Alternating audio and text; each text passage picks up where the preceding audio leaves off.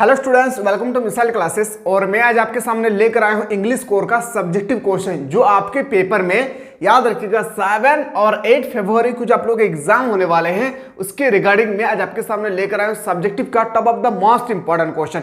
ऐसा तो chapter by chapter में आप लोगों को सॉल्व करवा सकता था, पर मैं सॉल्व इसलिए नहीं करवा रहा हूं क्योंकि एग्जाम बहुत ही करीब आ चुका है। और आज मैं आपको बताने वाला हूं पोएट्री सेक्शन का जो आप लोगों का क्वेश्चन पूछे जाते हैं इस तरह से। ये जो क्वेश्चन आप देख रहे हैं ये क्वेश्चन से रिलेटेड, आप ये स्टेटमेंट से रिलेटेड आपके पेपर में 3 क्वेश्चन होगा। अगर आप इजीली से क्वेश्चन को सही करते हैं तो आपको 3 मार्क्स यहाँ पे आपको इजीली से मिल जाएगी।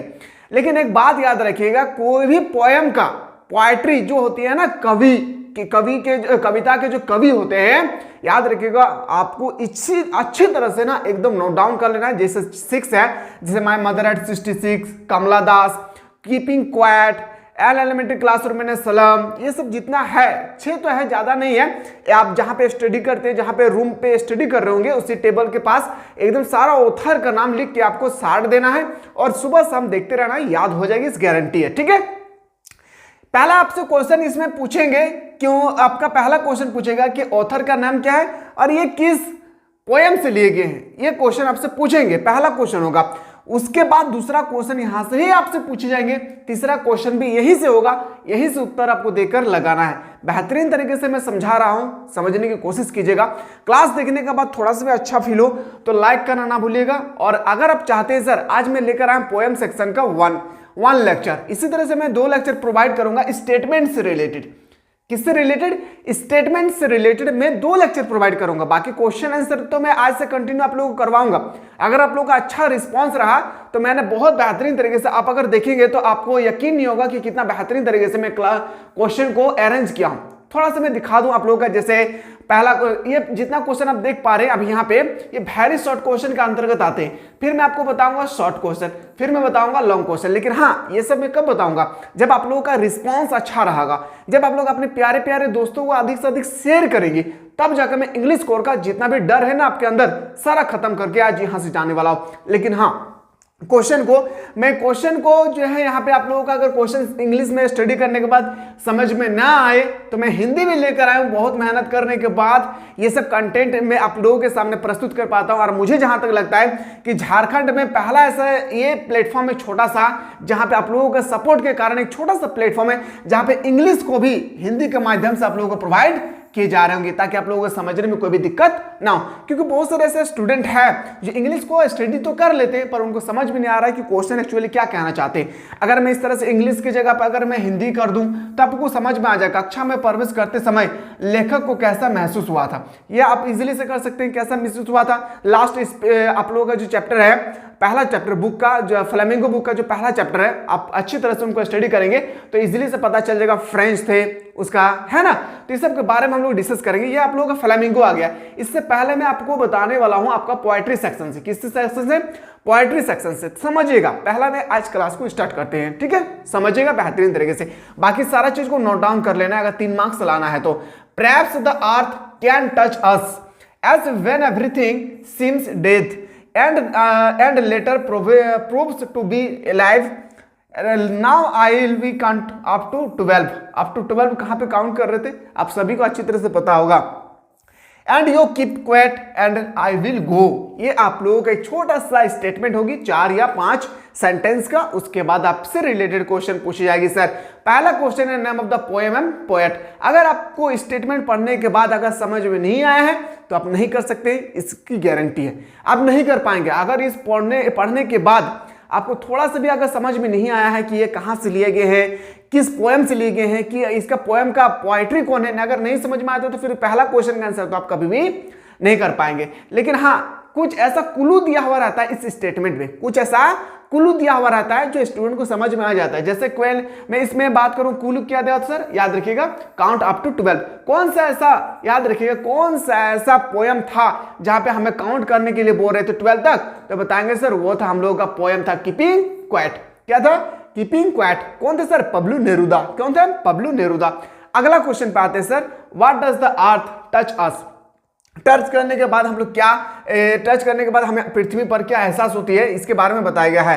तो समझिए इसका आंसर हम लोगों को किस तरह से करना। और हाँ, जितना क्वेश्चन के आंसर मैं बता रहा हूँ सारा क्वेश्चन को कर लेना है। और कहीं भी आप लोगों का अगर चैप्टर बाय चैप्टर पढ़ा रहा है तो अच्छी बात है, पढ़िए, कोई बात नहीं है, लेकिन सारा चीज को छोड़कर एक बार यहाँ पे आके जरूर क्वेश्चन को कर लीजिएगा एग्जाम से पहले, जो आप लोगों का अभी क्विक रिवीजन करवाया जा रहा है। ठीक है, चलिए इसका आंसर लिखना है क्या। The earth teaches us that there is always life under apprentice style to inactivity should not be confused with death. इस तरह से आपको छोटा से लिखना है और आपको इसमें ज्यादा मार्क्स नहीं मिलने वाला है, 1 मार्क्स मिलेगा एक क्वेश्चन पे, 1 मार्क्स 2 मार्क्स हो गया काउंट हम लोग का सर। और अगला क्वेश्चन पे आते हैं, what lives alive when everything see did. तो बताएंगे सर इसका आंसर क्या हो जाएगा, समझिएगा। Only the earth lives alive when everything else appear to be dead. ठीक है, यहां पे ही आपको अच्छी तरह से देखने को मिलेंगे। अगर आपको लिखने में समझने में कोई भी दिक्कत होगी तो यहां से भी आप उठा के अच्छी तरह से लिख सकते हैं, इजीली से आप लिख सकते हैं। इसके लिए आप लोगों को टेंशन नहीं लेना है। सारा चीज अगर आपको पोयम को पहले से ही आपको अच्छी तरह से अंडरस्टैंडिंग है, समझ में आ रहा है कि हाँ ये पोयम है और इस तरह से क्वेश्चन कहा है, इसका आंसर मैं लिख सकता हूं, तो आप इजीली से लिखिए। आप सही लिखेंगे फिर भी 1 मार्क्स मिलेगी, और पैसेज से उठाकर लिखेंगे ना, ये जो मैं पैसेज बताया था आप लोगों को, वहां पे भी आप लोगों को 1 ही मार्क्स मिलेगा, 1 मार्क्स में ही मिलेगा, उससे ज्यादा आपको नहीं मिलने वाला, चाहे जितना भी बेटर लिखिए। अगला क्वेश्चन पे आते हैं, 3 क्वेश्चन से ज्यादा इसमें देंगे भी नहीं आपको, ये भी आपको याद रखना है। अगला क्वेश्चन पे आते हैं सर। अगला क्वेश्चन है हम लोगों का, I looked again at her wan pale as a late winter moon. अब बताइए लेट विंटर मून कहां पढ़े हम लोग, बताइए। माई मदर एट 66, यस या नो, माई मदर एट 66 में ही हम लोग पढ़े। जिसका राइटर कौन है बताएंगे सर, उनका पोएट होगा कमला दास जी होगी। And felt that old familiar ache achieve my childhood fear. ठीक है, ये छोटा सा स्टेटमेंट है 2-3 लाइन का। उसके बाद हम लोग क्वेश्चन पे आते हैं, name of the poem and poet. 2 चीज पूछेगा, पोएम एंड पोएट 2 चीज पूछेगा। तो पहला होगा माई मदर एट 66 और पोएट जो हो जाएगी कमला दास। 1 मार्क्स मिल गया आपको, 1 मार्क्स आपको मिल गया है, कंफर्म 1 मार्क्स हो गया। अगला क्वेश्चन पे आते हैं सर। क्वेश्चन नंबर 2 हमसे कह रहा है, what did the mother look like. Look मतलब होता है देखना, लाइक मतलब होता है पसंद। कैसे देखने में उनको पसंद होता था, तो विंटर मून के जैसा। कैसा देखने को पसंद होता था, विंटर मून के जैसे। जैसे सर अभी मैं आपको बता रहा था, यहाँ पे ये क्वेश्चन को आप लोग थोड़ा सा देखिएगा। कहाँ पे सर, ये आपको कैसे देखने को मिला था, तो बोलेंगे सर विंटर मून की तरह। याद रखिएगा, लेट विंटर मून की तरह इसका आंसर होगा। देखिए फिर भी मैं आंसर बता दूं आपको, समझिएगा इसका आंसर आपको कैसे लिखना है। ये क्वेश्चन है आप लोगों का, आंसर लिखना है सर इस तरह से, mother looked like late winter moon. कैसे दिखता था, लुक्ड लाइक विंटर मून के जैसा। समझ में आ रहा ना जी, कोई दिक्कत होगा तो बता दीजिएगा, ठीक है। चलिए, what is the poet childhood fair. What is the poet childhood fair, कैसे था उनका चाइल्डहुड फेयर। फेयर का मतलब सर डरावना। कैसा था उनका डरावना, तो देखिएगा इसका आंसर हो जाएगा the fair of old age. क्या था, ओल्ड एज में था, एकदम बूढ़े अवस्था में थे। याद रखिएगा, जो उनके बगल में गाड़ी पे जो कोचिंग जा रहे थे एयरपोर्ट, उसके बगल में बिल्कुल माउथ को ओपन करके सोया हुआ था, लग रहा था कि कोई डेड बॉडी है। Decade and ultimate death is the poet childhood fair. इसका आंसर आपको इसी तरह से लिखना है, ठीक है। बोलिएगा सर इसका आंसर हमें कहां पे मिलेगा, यहाँ पे सब कुछ है मेरे लाल, सब कुछ है। याद रखना क्या है, सब कुछ है। बस हाँ, देखने के नजरिया आप लोगों को सही करना होगा एग्जाम में, बस। फिर अगला क्वेश्चन है आप लोगों के पास। अगला क्वेश्चन आपसे पास एक फिर से छोटा सा 3 लाइन का, 3 स्टेटमेंट का आप लोगों का। एक स्टेटमेंट में 3 सेंटेंस दिए गए हैं। लाइक रूटलेस वीड्स, याद रखिएगा, With the fair turn around their parlor, the tall girl with her weighted down head, the paper seeming boy with lead eyes। देखिए ये स्टेटमेंट है, और ये स्टेटमेंट का पहला क्वेश्चन है, who is the poet of this lines and what is the name of the poem. आपको poem का नाम भी बताना है और पोएट का नाम भी बताना है। पोएट्री जो है, कवि जो है, उसका नाम भी आपको बताना है। चलिए बहुत इजी है। इसका right answer Stephen Spender an elementary classroom में सलम। क्या हो जाएगी, सलम। एन एलिमेंट्री क्लासरूम में सलम में क्या बताया गया था मेरे लाल, थोड़ा सा आप लोगों को यहाँ पे मैंने जैसे बताया था पहला क्वेश्चन में कि कुलू दिया हुआ रहेगा। क्या दिया रहेगा, कुलू दिया हुआ रहेगा, ताकि स्टूडेंट को पकड़ कर उनको समझने में आसानी हो सके। देखिए क्या मैं नहीं बताया था आप लोगों को रूट्स के बारे में कि एक ऐसा जगह पे स्कूल था जहाँ पे बहुत पेड़ पौधे छाए हुए थे। ठीक है, यहाँ पे यही क्वेश्चन आपसे पहला क्वेश्चन आपसे यहाँ पे पूछे गए थे, जो मैं बेहतरीन तरीके से आप लोगों को बताने की कोशिश किया हूँ कि नेम ऑफ द पोयम आपका एन एलिमेंट्री क्लास, एलिमेंट्री का स्पेलिंग थोड़ा सा मिसप्रिंट है, ठीक है, एलिमेंट्री क्लासरूम इन सलम, इन सलम, इस क्लासरूम इन सलम। और इसका जो पोएट है वो होगा स्टेफन स्पेंडर। इसका जो पोएट है वो कौन हो जाएगा? स्टेफन स्पेंडर, ठीक है।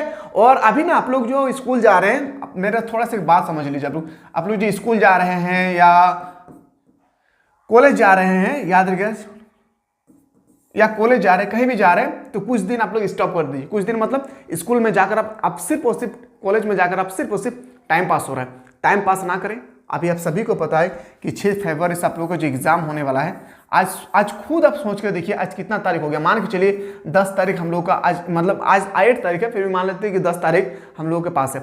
10 तारीख अगर मैं काट के इधर छाट दूं तो बचेगा सर 20 दिन में। अब 20 दिन में हम लोग को तबड़तोड़ तैयारी करना है। अगर हम स्कूल कॉलेज जाते रहे तो फिर हम घर में पढ़ेंगे कब? इसलिए कम जाया कीजिए स्कूल कॉलेज, 1-2 दिन जाइए सप्ताह में, जाना भी जरूरी है लेकिन 1-2 दिन जाइए, बाकी अपना स्टडी पे फोकस कीजिएगा। अगला क्वेश्चन है कि how do the children studying in A slum look like? तो बताएंगे सर स्लम एरिया में कैसा लुक करते थे पढ़ाई? तो they look like rootless weeds. क्या हो जाएगी? They look like rootless weed. जिस तरह से मैं बता रहा हूं क्वेश्चन को एकदम नोट डाउन करते रहिएगा। Describe the boy referred to in the passage. ये क्वेश्चन का आंसर आपको नहीं मिलने वाला, ठीक है। अब आते हैं सर अगला क्वेश्चन। अगला क्वेश्चन क्या है सर? क्या है क्वेश्चन अगला हम लोगों का? And Jennifer A fingers fluttering through her wool, find even the every noodle hard to pull, the massive weight of your uncle's wedding band instead। ये आप लोगों का आंटी जेनिफर का जो स्टडी है वहां से लिए गए हैं। और पहला क्वेश्चन है what has the aunty Jennifer doing? She was making tiger on the panel. याद रखिए कहां जा रहे थे? पैनल के पास। अगला क्वेश्चन है कि what does uncle's wedding band symbolise? क्या सिंबलाइज किए थे? Uncle's wedding band symbolise unhappiness and painful experience of her. इसको भी आपको अच्छी तरह से कंफर्म कर लेना है। अगला क्वेश्चन है find even the every needle hard to pull explain. आपको एक्सप्लेन करने के लिए कह रहा है, छोटा सा ही लिखना है, ज्यादा नहीं लिखना है। 1 मार्क्स से आपको ऐसा नहीं कि आपको 2 मार्क्स मिल जाएगा। जितना एग्जाम में पूछा जाएगा बस उसी शब्द को कहा जाए। जैसे भारत की राजधानी कहाँ है? नई दिल्ली। तो आपको ऐसा नहीं लिखना कि भारत की राजधानी नई दिल्ली, नई दिल्ली बहुत बड़े शहर है, वहां पे बहुत ज्यादा आबादी, कुछ नहीं। क्या पूछा गया? भारत की राजधानी, Indian capital is new Delhi. बस आपको इतना ही करना है, ठीक है। ठीक है, यहाँ पे इसी क्वेश्चन को the wedding band said heavily on her band hands she find even a every needed hard. बस आपको एक छोटा सा आपको लिखना है, ठीक है। Now we will count to 12। जैसे 12 तो काउंट किया, पब्लो नेरुदा का बात याद आता है। And we will keep still for once on the face of the earth. Let's not speak in any language. Let's stop for 1 second and not move our arms so much। ये हम लोगों का statement है। अब question है इससे related. Name of the poem है, name of the poem keeping quiet. Poet का नाम क्या है? पब्लो नेरुदा जी है। क्या नाम है? पब्लो नेरुदा इसका नाम है, इसका पोएट का। अगला क्वेश्चन के what does the poet ask to count 12। जो पोएट थे, कवि थे पब्लो नेरुदा, उन्होंने क्यों कहा था कि 12 तक काउंट कीजिए? क्योंकि उन्होंने कहा था कि अगर हम 12 तक काउंट करेंगे और उसके बाद पूरे दुनिया को एकदम चेतावनी नहीं एक मैसेज पहुंचा रहे कि थोड़ा देर के लिए शांत हो जाते हैं, तो देखिए दुनिया कितना सुंदर सा दिखेगी। और उसके बाद जितना भी हानिकारक हो रहा है, जितना भी प्रदूषण वगैरह सब कुछ हो रहे हैं, ये मनुष्य के कारण हो रहे हैं। ध्वनि प्रदूषण हो, वायु प्रदूषण हो, जल प्रदूषण, सारा मनुष्य के कारण हो रहे हैं। साथ ही साथ बता रहे कि जिस तरह से पेड़ पौधे, जीव जंतु वगैरह सारा चीज हम लोग जो देख रहे हैं, इंसेक्ट, एनिमल्स, वर्ड्स, सारा चीज को कितना आराम पहुंचेगा, हम लोग उसको हानिकारक मतलब उस पर प्रभाव हम लोग नहीं डाल सकते हैं। तो इसका आंसर देखिए, there are only 12 second on the clock to measure hour. उन्होंने कहा था, इसलिए शायद उन्होंने 12 तक काउंट करने के लिए कहा था, क्योंकि एक घड़ी में 12 तक ही काउंट होता है। कितना तक? 12 तक ही काउंट होता है, शायद ये भी हो सकता है। Therefore the poet ask us to count till the clock measure this hour. मतलब 12 घंटा होता है एक घड़ी में, जिस कारण से उन्होंने कहा था कि 12 तक काउंट कीजिए। पर इसका मेन मकसद क्या था मैंने अभी जस्ट आपको बताया थोड़ा सा, ठीक है। Why does the ask to keep still. अब बताते हैं इसका आंसर क्या हो जाएगी। इसका आंसर हम लोग ध्यान से देखिए, इसका आंसर यहाँ पे नहीं दिया हुआ है, अगला क्वेश्चन है। अगला क्वेश्चन है, समझिएगा। I look again at her wan pale as a late winter moon and felt at that old familiar face as my childhood fair। ठीक है, इस क्वेश्चन है। अब आते हैं सर इसका answer. Name of the poem point my mother at 66 हो जाएगी, द पोएम नेम का कमला दास हो जाएगा, और how did the mother look like मैंने अभी जस्ट बताया सर, ये क्वेश्चन मैंने ऑलरेडी आप लोगों में बता चुका हूं, ठीक है।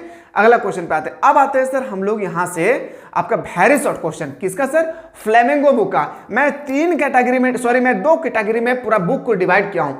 एक होगा आप लोगों का, मान के चलिए आप लोगों को मैं फ्लेमिंगो बुक की मैं बात करूं तो फ्लेमिंगो बुक को मैं ना, याद रखिएगा फ्लेमिंगो जो आप लोगों का बुक है इसको मैं 2 कैटेगरी में डिवाइड किया हूं, एक वेरी शॉर्ट क्वेश्चन का, एक मैं डिवाइड किया हूं शॉर्ट क्वेश्चन का। ठीक इसी तरह से आप लोगों का जो विस्टाज बुक है, टास्क बुक है, इसको भी मैंने 2 कैटेगरी में डिवाइड किया हूं, एक वेरी शॉर्ट क्वेश्चन का और एक शॉर्ट क्वेश्चन का। देखिए शॉर्ट क्वेश्चन में ही ना मैं लॉन्ग क्वेश्चन भी बताऊंगा, आप लोग टेंशन नहीं लेना है। शॉर्ट क्वेश्चन में ही मैं आप लोगों को बताऊंगा लॉन्ग क्वेश्चन, ठीक है। ज्यादा से ज्यादा आप लोगों का लॉन्ग क्वेश्चन आप लोगों को पढ़ना जरूरी है। क्यों? क्योंकि लॉन्ग क्वेश्चन आपके पेपर में 5 मार्क्स की छपेगी, ठीक है। तो आप चाहते सर विस्टाज बुक का, फ्लेमिंगो बुक का very short question, long question हम लोगों को प्रोवाइड कीजिए, तो हम लोगों को क्लास जो है ना, नेक्स्ट क्लास यहीं से स्टार्ट होगी। अगर आप लोगों का रिस्पॉन्स इस वीडियो को देखने के बाद अच्छा लगा तो मैं सारा चीज में बताऊंगा, मैं बहुत बेहतरीन तरीके से अरेंज किया हूं। ये सब क्वेश्चन को आप इजीली से देख सकते हैं, ठीक है। ये सब क्वेश्चन को मैं बहुत मेहनत करने के बाद ये सब क्वेश्चन मैं लेकर आया हूं कि साहब क्या है, साहब कहां से आए थे, सारा चीज मैं आपको बेहतरीन तरीके से, फिरोजाबाद क्यों फेमस है, किस देश की टीम ने डैनी कैसी उनको खेला था, फुटबॉल जो आप लोग आयरलैंड थे, आयरिश फुटबॉलर थे जो डैनी कैसे, सारा चीज मैं बताऊंगा अगर आप लोगों का रिस्पॉन्स अच्छा रहा तो। चलिए मिलते हैं, देखते कितना ऐसा स्टूडेंट जो इंग्लिश कोर्स से रिलेटेड वीडियो प्राप्त करना चाहते हैं। मिलते हैं कि नया वीडियो में।